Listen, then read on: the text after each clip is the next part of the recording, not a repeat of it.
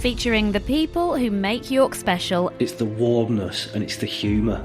The people who make it. The people who work in the factory are very, very proud of the fact that this is the home of Kit Kat. And the organisations doing amazing things. A fair number of women say that Kira has saved their lives, so we know we make a big difference. From tourism and history to business, charity and the arts. We are as equally important in the history of this country as London is and as Oxford is. I love the idea that York becomes the UK's alternative to London. This is Between These Walls, a podcast for York with Sophie Hudson. So, York has been named as the UK's best place to visit in 2024, and it's pretty obvious to see why. One organisation that's working hard to try and keep it that way is Make It York. These guys are behind many of the events that are held in the city, including York Residents Festival, the Ice Trail and the award-winning Christmas Market. Sarah Loftus, the managing director, took the helm of Make It York a couple of years ago. I met her just before this year's Residents Festival to talk about what's in store for York this year and Make It York's goals for the future. Well, I guess I've got one of the most exciting jobs in the world. I look after Make It York, and we do a number of things. We're the visitor information service for the city. We promote the city internationally, regionally and locally. So we have great fun on doing brilliant campaigns to showcase the city, which are doing really well at the moment. We also put on all the events in the city centre. So we have third-party events such as the Viking Festival, but also our own events like the Christmas Market, trails that we do, particularly the Ice Trail, Residents Festival, etc., as well as running the Shambles Market. So a real diverse group of activities that I look after, and it's just the best job you can ever have. Yeah, I can imagine. And at the moment, I mean, York seems to just win all the awards. I mean, visitor awards and sort of best place to visit. It's been given one recently, hasn't it? Best city to visit 2024. So it must make you very proud to be in this role. Oh, it makes me extremely proud. We've had a really good run recently on the awards that we've won.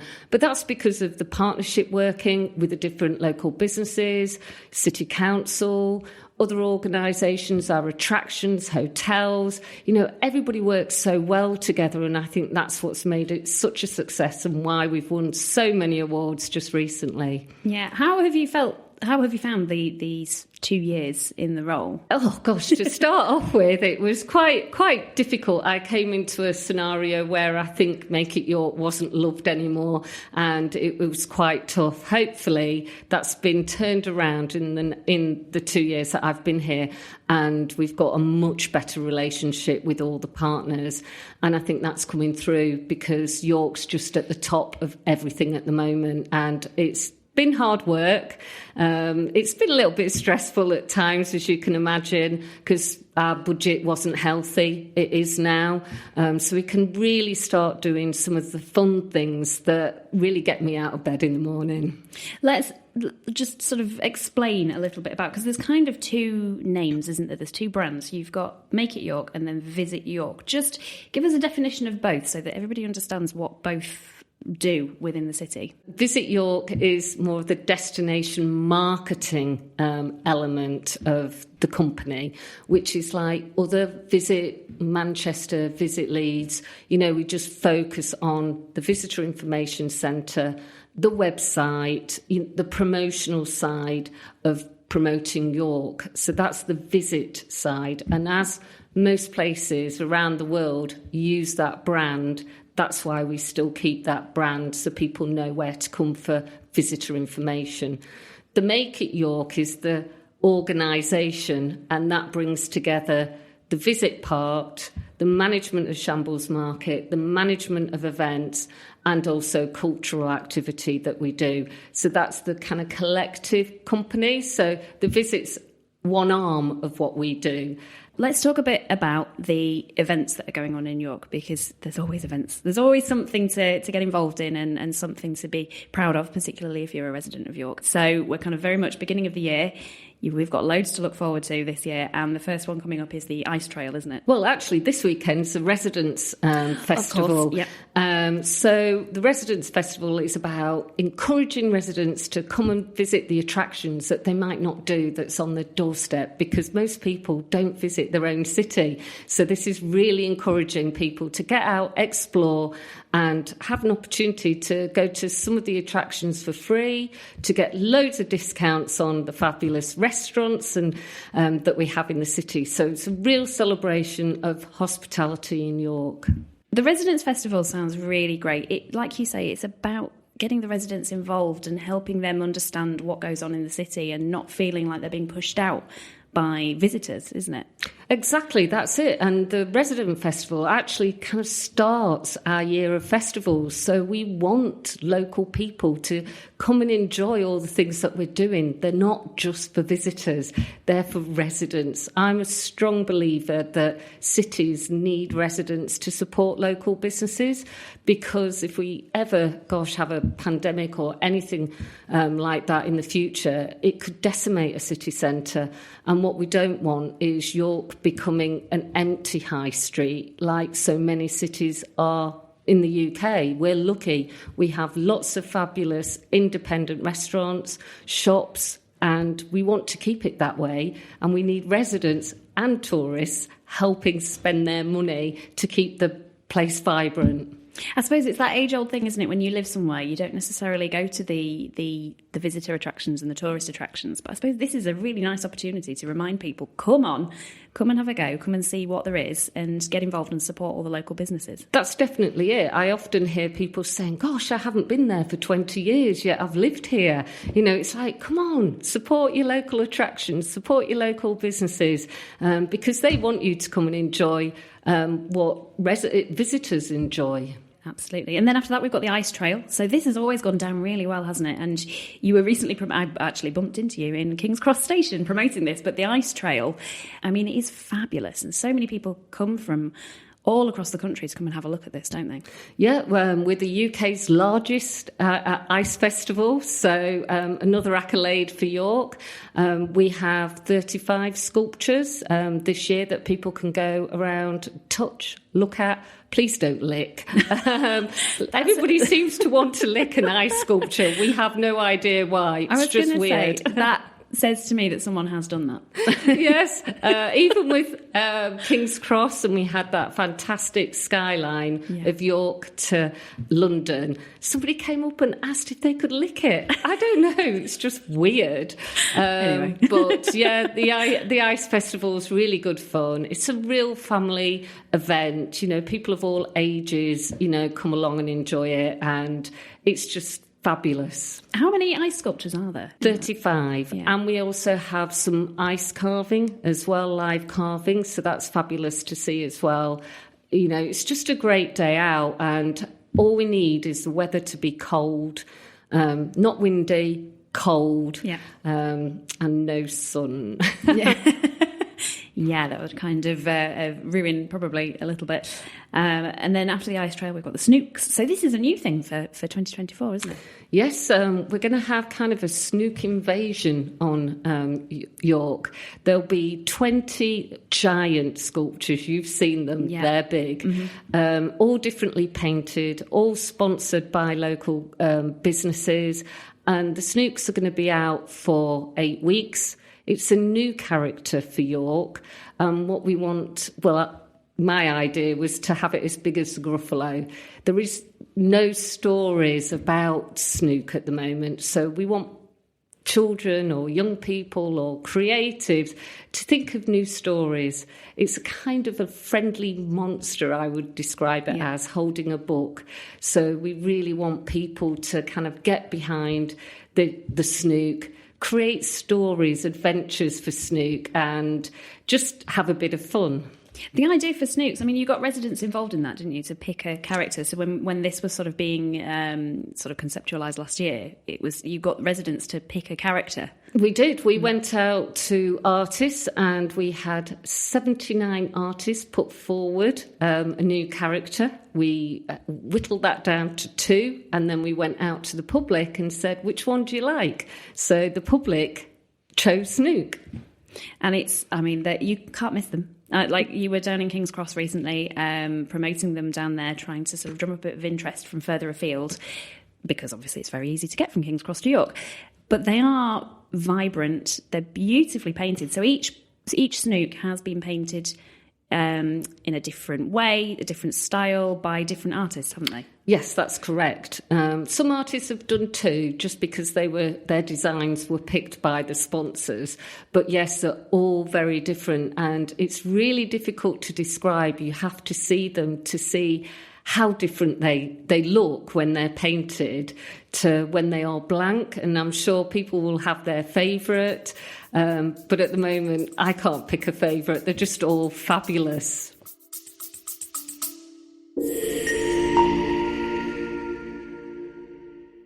Between These Walls is a podcast just for York. We want to keep it growing and provide more local content that you want to hear. So there are 3 ways you can help. Firstly, I'm on the lookout for local sponsors. If you're from a York business and want to promote on this podcast, drop us an email to btw@soapyproductions.co.uk.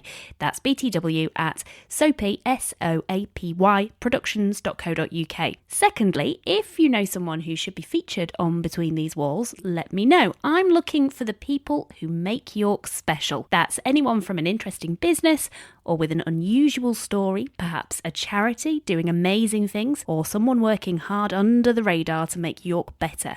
Let me know who I need to talk to. Just email btw@soapyproductions.co.uk. And finally, you can help this podcast grow right now by subscribing. Wherever you're listening, just hit the subscribe button, and that helps us out massively. Also, follow us on Instagram and LinkedIn if you just search for Between These Walls York. Thank you. Now back to the conversation.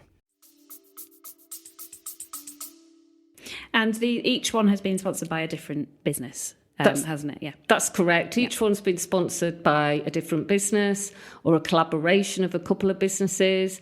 And then at the end of the trail, there'll be a farewell event. So we'll put them all together in one place. That will just be weird and fun. So we hope people will come to the farewell event, and then they'll get auctioned off, and the money from the auction will go to St Leonard's. So this is all for St Leonard's, isn't it? Very worthy cause, very worthy local cause. This has been in the making for a while, hasn't it? I mean, I know that this has been in the planning for a good few months. Oh, all these things take a long time. So yes, it's about this time last year, I think we kind of opened the concept of a sculpted trail like this and sort of made a call out to sponsors. So yes, it's about a year in planning. And I think it's all going to pay off because they look fantastic. Our kids are going to love it. They are.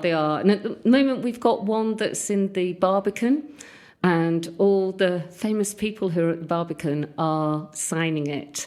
So we're hoping that will drum up a lot of interest. So we've got some really good names that have put their signature to the Barbican one. That won't be outside, but it will be able to be seen from the outside into the Barbican. Yeah, fantastic. I mean, so all the ideas for these trails and these types of events, not only is it bringing people into York, but I suppose by placing them around the city, you're kind of encouraging movement, aren't you, around the city, and for people to explore different areas. Is that the whole idea behind it? That's the whole idea, for people to celebrate their city. You know, walk around, get your steps in. They're good for mental health as well as physical health. You know, it's just to get people to enjoy the city. And what's the response been from businesses? Obviously, you've got them all. They're all sponsored now, aren't they? So they're all sponsored, so they're all in. They're loving it. They just want to do... We have a little mini Snook that I think you might have seen in London, and I've got a business at the moment who's taking it away to Westminster to get a photo for me. So everybody wants to have a lot of fun. We've had a few years that have been really, really tough for people, and hopefully this trail will put a smile on people's faces and we can do weird and wonderful things. Yeah. How important is it to you to make sure that businesses get involved in things like this and also everything else that goes on in the city? Because I suppose without them pulling together and being a part of all these different events, it wouldn't really work out, would it? If we didn't have businesses involved, we wouldn't be able to put on things such as Residents Festival, the Ice Trail or the Snooks Trail. We're not publicly funded. It's very difficult for York to get Arts Council funding or any other grant funding because we're seen as quite an affluent city. So without our businesses, these things just wouldn't happen. So, hats off to our fabulous, local, big business, small business in York that really get behind. And it's not just about them putting cash in, it's doing things in kind to help to support us and just kind of raising the flag for us and telling people about what we're doing. So, it's incredibly important. Yeah. I mean, another event that we've not spoken about yet is the Christmas market, because that's just won another award, hasn't it? Yes, that's won an award. It's quite a complicated award, but it's the largest speciality market in the UK. So that's really brilliant news. I think this year we got it right. The layout was much better. We got lots of support, more movement. Okay, it's busy on a Saturday and a Sunday, but there were times when it wasn't busy that people could enjoy. And I just think it looked Christmassy. And I just think York is the most Christmassy place in the UK. So we're really happy we've won that award. Yeah, because it was a little bit different for 2023. Are you going to be doing the same sort of thing in 2024, do you think? Or is it going to change a little bit more? I think it'll be predominantly the same, particularly the layout, because it worked well and it was better for movement. We'll always look at the different stalls that we can do, and we'll always keep something a little bit quiet just to make it be a bit different.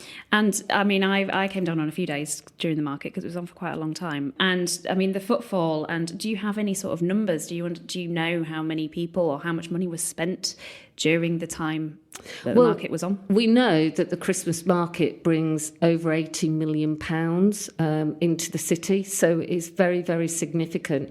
And we know that some businesses rely on the Christmas market so that they can operate all year, because they might take 60% of the take-ins in that period, which allows them to stay open for the rest of the year. So it is very, very important for the local economy. Footfall was higher than last year, which is good. And, it's just a fabulous event. I mean, it seems a distant memory now, but it was only last month, so... And we're planning for 2024 already. So Christmas is always in my life. Yeah, it's always Christmas. And then we've got the Shambles Market. We should talk about this because there's quite a significant anniversary, isn't there, this year? Yeah, it's the 60th anniversary of where it is as Newgate Market, but there's a long history. It's protected by the Market Charter that is very, very strict about how many other markets can operate within 6 3/4 miles. So this is a medieval charter, isn't it? Yes, it is a medieval charter. I think it's had 2 royal assents as well. And it's just wonderful to have that kind of history behind such a special market. I mean, the Shambles Market's a real community, and the businesses there pull together. We work hard together to make it a really nice experience for people. So you've been in your role just over 2 years. We've talked a bit about how you've sort of found it the first 2 years. What is your kind of objective now moving forward for the future? For me, moving forward is to do more fun things, to bring people to the city and to explore the city, to look at making sure that we have people who stay here longer, spend their money here and respect the city as residents do. So I think it's more of different things, different ideas that we can come up with. I'd love to be able to leave York with loads of fantastic public toilets. I know it's a small thing, but it's always on everybody's mind. And it's one thing that if we could have public toilets that the whole world loved and wanted to come and use, it would be brilliant. It's one of the things that everybody complains about. So if we could provide that within the next few years, I think it would be amazing. I did laugh then, but then actually thinking about it, the public toilet situation is a bit of an issue. So I can imagine you do get a few sort of comments on that. But if that's something that you're looking for, then obviously that's another improvement to the city, isn't it? It is. And I think also there's a lot of work that could be done around the public realm in York. A lot of the pavements are a bit uneven. We look out at Parliament Street, it's lovely, but it could do with a bit of a revamp. I think everybody would agree with that, so we can make it a much more beautiful space. That's, high on the agenda as well. Being in the role that you're in, do you have to, I can imagine this is me making an assumption, that you probably have to face and fight quite a lot of kickback and scrutiny. Definitely, Yeah. all the time. I think we have so many partners engaged. Our shareholder is the City Council, so we have to abide by all the rules and regulations of local government. We have over 800 members that pay into us. We have 200 market traders. And then if you add in the market traders at Christmas and all the partners and the businesses that sponsor, I'm accountable to a lot of people. So I'm not going to keep everybody happy all the time, but hopefully I keep most of the people happy, or at least we can have a conversation about what isn't working and why it isn't working. So yes, under lots of scrutiny by lots of different people. And one thing I've noticed about you is that you do like to get stuck in. Because you were at King's Cross, like we mentioned, you were doing the promotion, you were there with your team in the freezing cold, might I add. It was absolutely freezing in there. Promoting the Snooks and the Ice Trail. But is that very much your mantra of being part of the team, not just being the person that's being held accountable, but actually getting involved as well? I love getting involved with the team. I think sometimes the team might not want me involved. But yes, I love that. I don't have my own office. I sit with my team at work. It's always been really important to me to understand some of the pressures that my team have. And if I'm too far removed from that, I don't understand. Sometimes I might ask them to do something that is too difficult, or, it's just stressful for them. So I do like it. And I also get a big buzz because it's going back to my roots. And I, sometimes just like being on the ground and pitching in, because sometimes it gets a bit lonely and a little bit boring behind a desk. So it's good for me as well. So tell us a little bit about your background and how you kind of ended up in this role. Because I'm assuming you've been in leadership positions before, so you've obviously got a lot of experience and you know how to work with a team.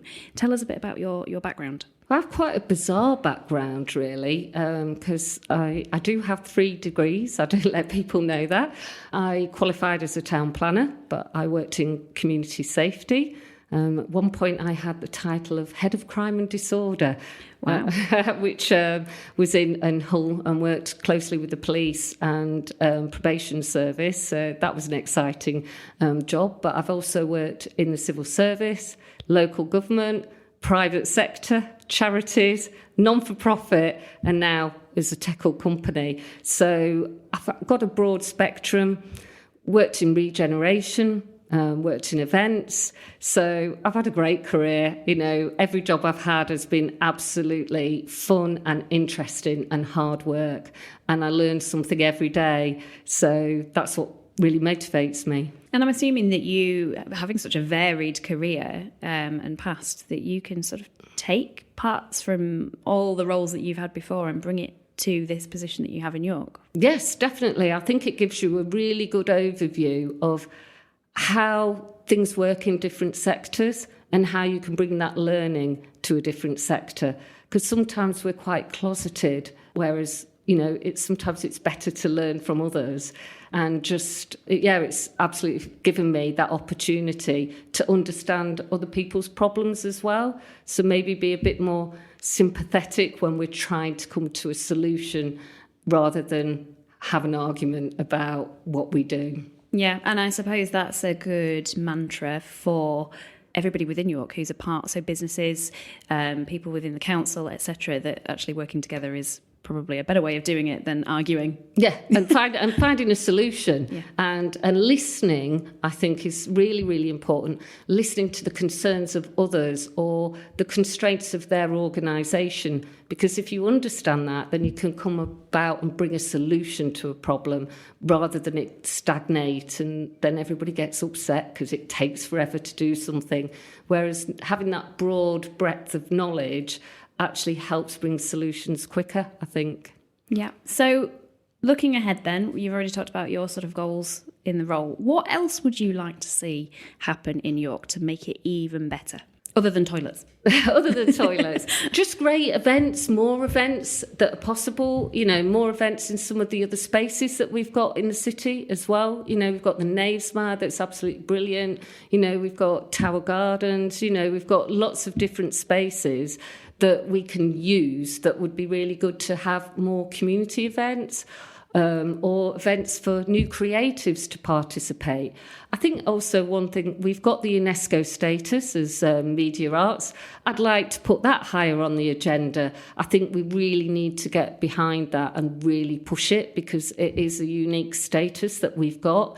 And I'd like to see more funding come available for creative digital media. We've got the new mayor that's going to be appointed shortly. Hopefully that will bring some money, so hopefully we can tap into that and get some support for our creative industries. Yeah, absolutely. One of the recent episodes that I've recorded was with Kit Monkman of Viridian FX, who speaks very passionately about that status and that we need to do more to utilise it and use it and show it off as a city.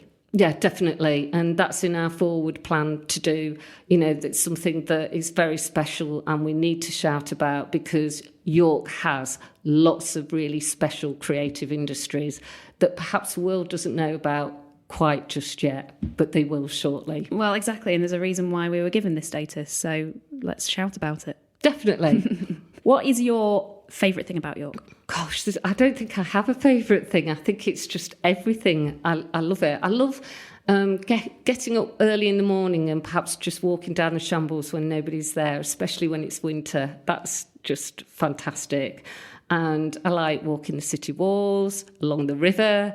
I love all the pubs and the restaurants. I think I've probably nearly been to every restaurant going. So I just think it's a special, really, really special place. We want to be seen as the best city in the UK. We have it this year. Let's get it next year and the year after and the year after. And I think, the people of York are proud of their city. And I think that's really, really important.